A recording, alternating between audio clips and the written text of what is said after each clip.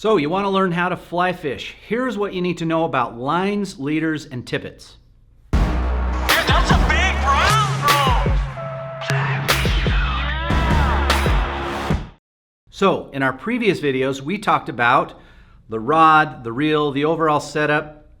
We talked about what you need to get started. And specifically, we're going to focus today on the components that go onto the reel that ultimately tie you into the fish once you catch them. So there are three components to this.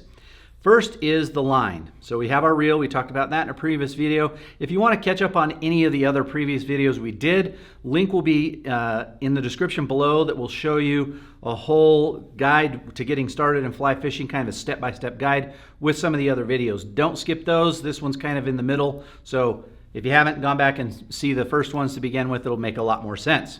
Anyway, so what we have here is a line. This fly line is what helps propel the flies to their target. As we talked about in the other video, how the rod comes into play to act as a lever arm to get your line out there, and then the line is attached to a leader, which is this tapered monofilament piece right here. Leaders range in length from 7.5 to say 12, 14 feet long, with the average being a 9-foot long leader. The leaders you typically want to have match the size of fish and kind of the bugs that you're going to be throwing or the flies you're going to be throwing. We'll talk about that in a minute. Then after you have your leader, which again is 7.5 to 9, 10 feet long, you would terminate that in a piece of tippet. And tippet usually comes on these little spools, and you would use a triple surgeon's knot to tie those together. But we'll handle each of these individually. First, starting with the line. So, like I said, the fly line is ultimately what has the mass to get your fly rod to load up. Kind of acts as a little bit of a spring, but more of an arm that would then throw that line. The weight of the line then has momentum that will go out casting the leader and then ultimately the fly to the destination. So lines come in a variety of different sizes and shapes and purposes. For our purpose, we've talked about in our previous videos a 9-foot 5-weight rod. And a 9-foot 5-weight rod corresponds to a 5-weight line, which also corresponds to a reel that is also designed to carry or hold 5, 6, or 4, 5, 6 weight lines.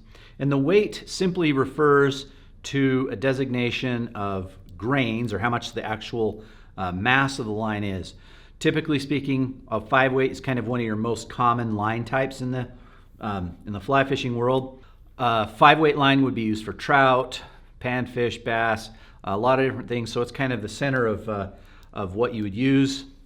As we mentioned in other videos, as you go up in weights, those lines typically get bigger. The rods needed to throw them would typically get bigger. So really everything revolves around the line. So if you have a 3-weight line and you want to throw this at small stream fish, you would then want a 3-weight rod.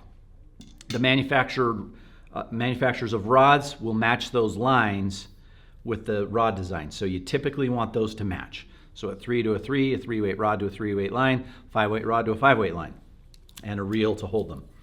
So that explains the lines. Typically, to start out, you're going to use a floating line. There are lines that sink, but usually these are some lines that have a core of some sort of braided material or monofilament that is coated in some sort of plastic material that will then float and shed water. So in this case, as you cast your rod and your fly line goes out, lands on the water, your leader and your tippet also floating-ish, and then your fly. It can be floating, could be sinking as well. Now there are also different lines that are used for different purposes. This here is a sinking line, and it's not designed to float. So this line is constructed in such a way that it will sink beneath the surface. So let's say you were out in a lake and the fish were holding at 20 feet. Floating line wouldn't be the best option to get down to those fish. So a sinking line will allow you to get down to fish that are deeper.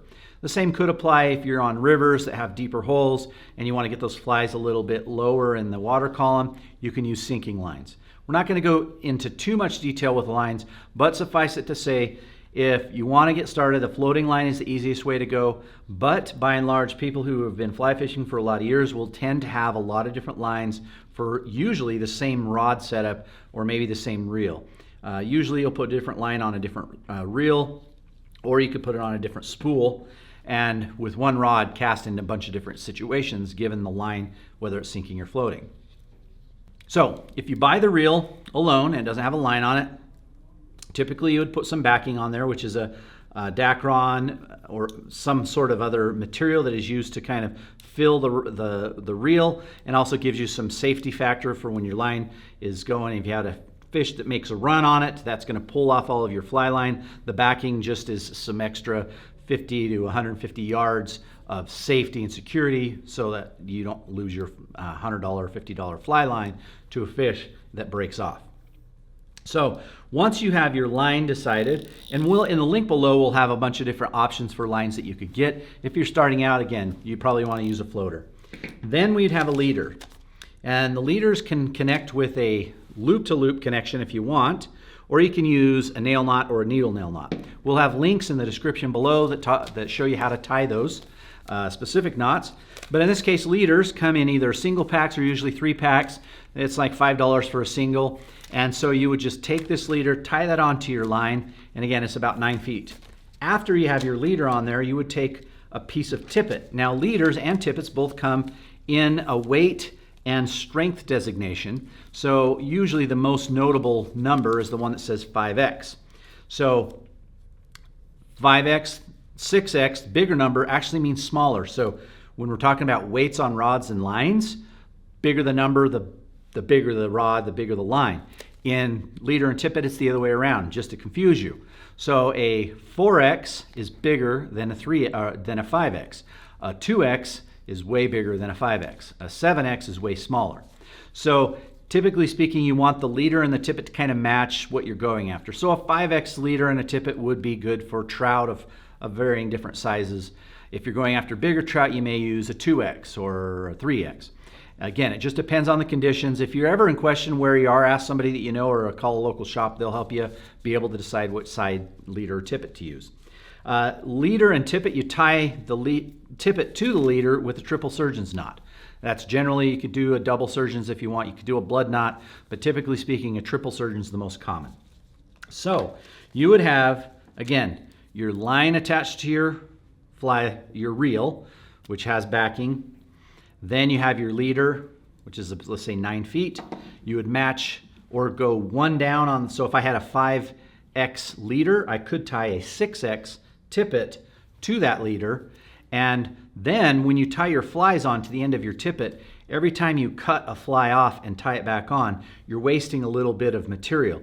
That way you eat in through the tippet. You have a $5 spool of tippet that's 30 yards long. That's going to last you multiple times that you can tie on and cut that off. So it'll save you money ultimately than having to go and buy a whole nother packet of leader.